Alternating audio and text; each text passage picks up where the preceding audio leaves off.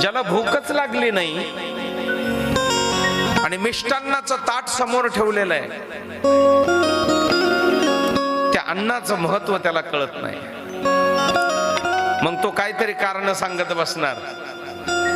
फोडणीच व्यवस्थित बसली नाही, भातच बरोबर शिजला नाही, डाळच पातळ झाली नाही का, भाजीला मीठच जास्त झालं. कशामुळे? कारण खाणाऱ्याला भूक नाही. आणि जो भुकेने व्याकुळ झालाय त्याला काहीही द्या, काहीही द्या, तो खाल्ल्याशिवाय राहत नाही. एखाद्या सुगरण माय माऊलीने स्वयंपाक केलाय. सुगरण तिला म्हणावं, सुगरण कुणाला? कुठल्याच प्रकारचा मसाला न टाकता स्वयंपाक बनवते, तिला सुगरण म्हणावं.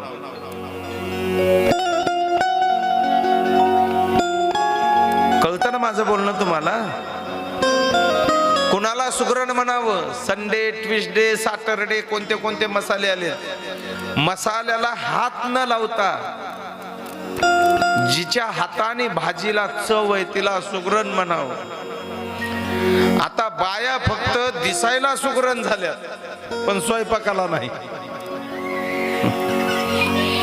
पुणे मुंबईला महिला मंडळी स्वयंपाक करण्याच्या अगोदर फ्रेश होतात आणि मेकअप करतात. मी म्हणलं असं का बरं? नाही म्हणले स्वयंपाक चांगला होतो. आता पावडर लावल्यानं कुठं स्वयंपाक चांगला होत असतो? हे इष्णू लावल्यानं काय? इष्णू ना तोंडाला लावायचं. इष्णू काय म्हणते त्याला? इष्णूच ना. तुम्हाला माहित नाही? तोंडाला लावल्यानं कुठं भाजी पांढरी होत असते का? असं नसतं काही. लक्षात घ्या. सुगरण तिला म्हणावं. सुंदर सुगरण माऊलीने स्वयंपाक केलाय तर तिच्या स्वयंपाकाला महत्व कधी, किंमत कधी आहे? जेवणारा सशक्त पाहिजे, अशक्त नाही. जेवणारा मजबूत पाहिजे.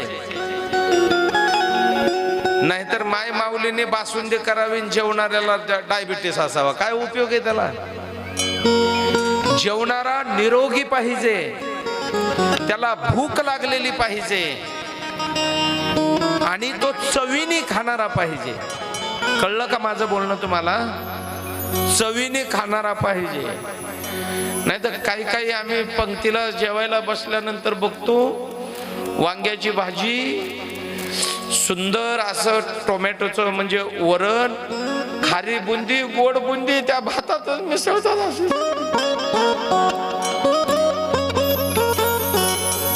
अरे मग ते बाजूबाजूला करायची काय गरज होती? एकातच केली असती ना खीर. याला चवीने खाणारा म्हणायचं नाही, त्याला चवच नाही. त्याला फक्त खायचं माहिती आहे, चव नाही. खारी बुंदीची चव वेगळी आहे, गोड बुंदीची चव वेगळी आहे, भाजीची वेगळी आहे, लोणच्याची वेगळी आहे, चटणीची वेगळी आहे. सगळं एकत्र करून का त्याला चवीने खाणारा नाही. माझा मुद्दा लक्षात घ्या. स्वयंपाक बनवणारी सुगरण असावी, खाणारा निरोगी असावा, त्याला कुठला रोग नसावा, त्याला भूक लागलेली असावी आणि तो चवीने खाणारा असावा, तर त्या सुगरणपणाला महत्व येते. नाही तर महत्व येत नाही. असाच नेम श्रीमद भागवताचा. महर्षी व्यासजी म्हणतात, भागवत कथा ऐकणारा हा रोगी नसावा, खोक खोक फेस फेस करीत बसलेला. नीट आहे का?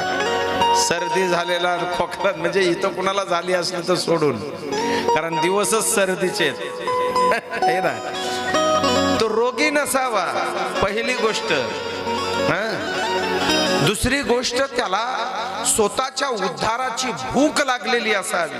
काही मी उद्धार पावे, आत्म उद्धार स्वतःचा करून घेणारा तो असावा. तो रसिक श्रोता असावा, अर्जुनासारखा.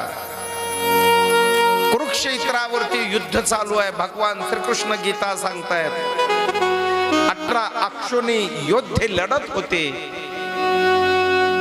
तरी पण गीता ऐकण्याच्या योग्यतेचे अर्जुन एकटे कसे काय? तो रसिक श्रोता.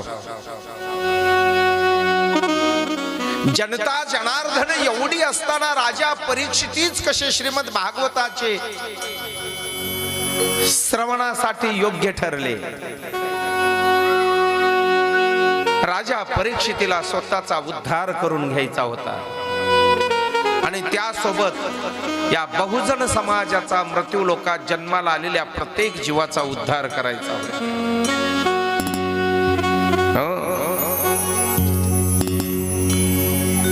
रसिक श्रोता, आहो रसिका भू भाविका. आणि अशा सुंदर माध्यमातून सुखदेवजी महाराज म्हणतात, सौनकजींनी 6 प्रश्न विचारले सूतजी महाराजांना. प्राणी मात्राचं कल्याण कशाने होईल?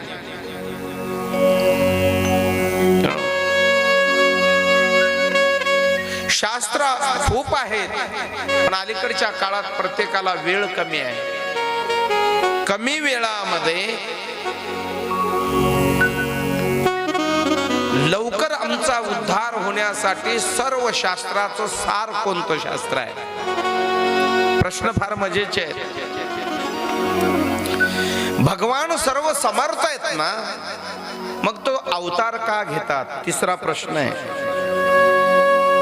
भगवान परमात्म्याचे अवतार किती आणि कसे झाले? हा 4था प्रश्न आहे.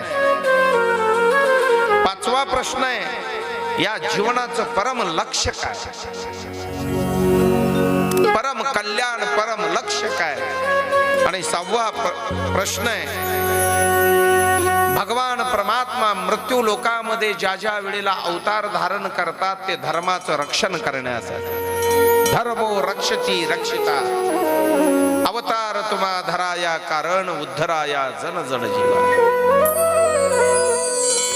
यदा यदा हि धर्मस्य ग्लानिर्भवति भारत अभ्युत्थानम् अधर्मस्य तदात्मानं सृजामि परित्राणाय साधूनां विनाशाय दुष्कृतां धर्म संस्थापनार्थाय संभवामि युगे युगे. असंभवामि नाही, असंभवामि संभवामि युगे युगे. भगवान धर्माची स्थापना करण्यासाठी येतात.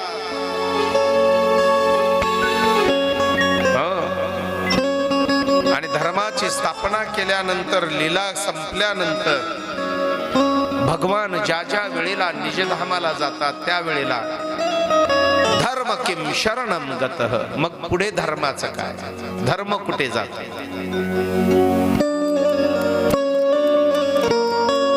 धर्मम किम शरणम गतः किम श्रेय शास्त्र सार कः स्व अवतार प्रयोजनम किम कर्म के अवतारश्च धर्म कम शरणं गतः.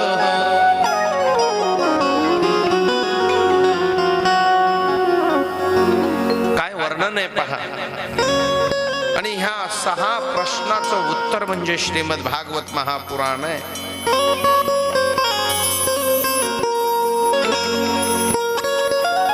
दोन श्लोकामध्ये सुखदेवजी महाराजांनी गोड वर्णन केलंय. यं प्रवजंत मनुपेत मपेत कृत्यं द्वपायनो विरह कातरः जुहाव. संस्कृत विषय आहे.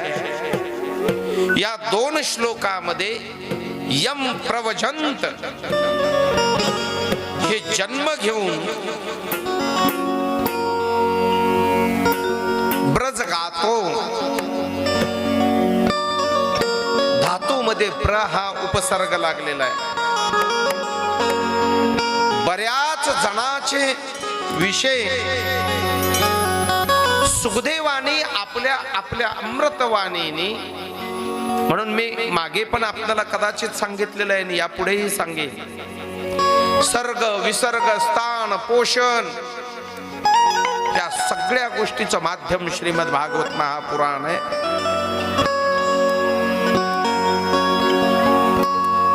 मानवावरती संस्कार कशा पद्धतीने असावे, मलिन जीव हा प्रभूच्या चरणापर्यंत जात नाही आणि स्वच्छ देवाचं सानिध्य गाठल्याशिवाय राहत नाही. ज्या वेळेला आपला जन्म झाला तो स्वच्छ आहे, पवित्र आहे, त्याला बाकीचं काही माहिती नसतं. पण माया मोहामध्ये गुरफटणारे आपलेच लोक आहेत, त्या लेकराला सवय लावतात, हे बाबा आहे, हे काका आहे, हे मामा आहे, हे मावशी आहे, आणि तिथून हा जीव मलिन होत जातो प्रपंचामध्ये. पावसाचा थेंब आकाशातून पडल्याबरोबर तो स्वच्छ असतो, पण जमिनीला स्पर्श झाला की तो गढूळपणाने वाहतो. तसं जीव हा जन्म झाल्या झाल्या पवित्र आहे, स्वच्छ आहे, निर्मळ आहे, काही त्याला माहिती नसतं. जसा जसा मोठा होत जाईल तो माया मोहानी दंभ अहंकाराने मलिन होत जातो.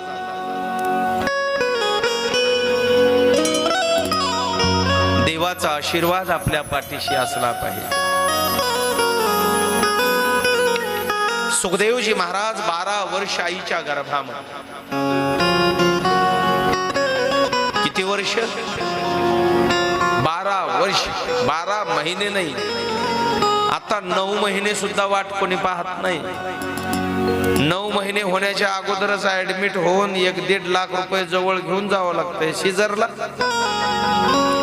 शिजर शिवाय लेकराचा जन्मच नाही अलीकडे. काय दुर्दैव आहे म्हणावं का काय म्हणावं, का सुशिक्षितपणा म्हणावं, काय बोलता येत नाही. शिवाय ते शिजर सुद्धा अलीकडच्या, मला वाटतंय लेकराची जन्मकुंडली काढायची गरजच नाही. तुमच्याकडे कोणी आलं शिजर झालेला आहे म्हणलं की कुंडली जमते का काढायला? जमते. शिजर झालेल्या लेकराची कुंडली काय काढायची मला सांगा? कारण ते शिजर करतानाच पंचांग बघायले, दिवस वार वेळ घटका, त्याला जन्म थोडी म्हणतात, ते त्याला जन्म म्हणत नाही.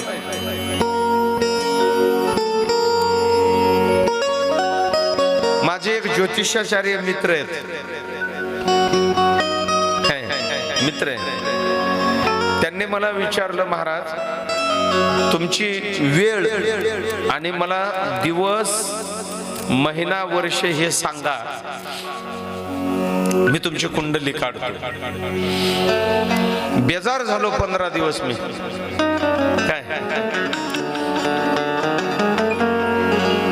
कुंडली काढता? कुंडलीने नाही, जन्म कुंडली काढता येते म्हणून 15 दिवस बेजार झालो. आमची आई अजून आहे, 85-90 वर्ष वय आहे जवळपास. मी तिकडनं आईला फोन केला, आई म्हणलं मला कुंडली काढायची आहे, माझं जन्म नाव काय आहे? आईने आमच्या तिघा भावात एकच नाव सांगितलं, कोणतं कुणाचं होय मला काय बी माहित नाही. म्हणलं आई, म्हणलं म्हणजे माझी जन्माची वेळ काय? आई म्हणली गुर चरून घरी यायच्या टायमिंगला. आता आळशी गुर्राखी असेल तर 4 वाजता बी घेऊन येतो, आणि चांगला असला तर 6 वाजता घेऊन येतो. म्हणलं मग म्हणजे नक्की वार किंवा महिना काही असं आहे का काही लिहून? तसलं काय लिहून नाही. म्हणले बाबा दसरा 5-6 दिवस होता की दिवाळी की 5-6 दिवस होते. म्हणलं आता कसं करावं?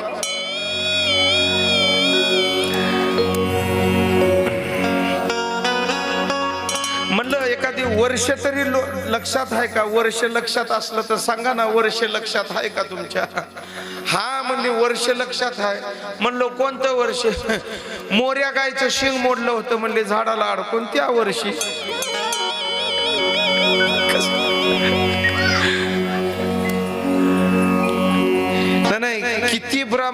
कानावर एक रचवल्यावर कुंडली निघाल आता काय नसतं. विनोद नाही, वस्तुस्थिती आहे. वस्तू मी कशासाठी बोलतोय लक्षात आलं ना. नॅचरली ज्याचा जन्म झालाय, कशासाठी सांगतोय, 12 वर्ष आईच्या गर्भामध्ये सुखदेवजी होते. आम्ही 9 महिने झाल्यावर 10वा महिना सुद्धा होऊ द्यायला तयार नाही.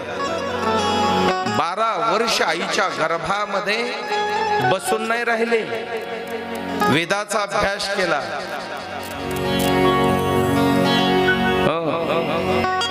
अनेक शास्त्राचा पुराणाचा अभ्यास केला आतमध्ये.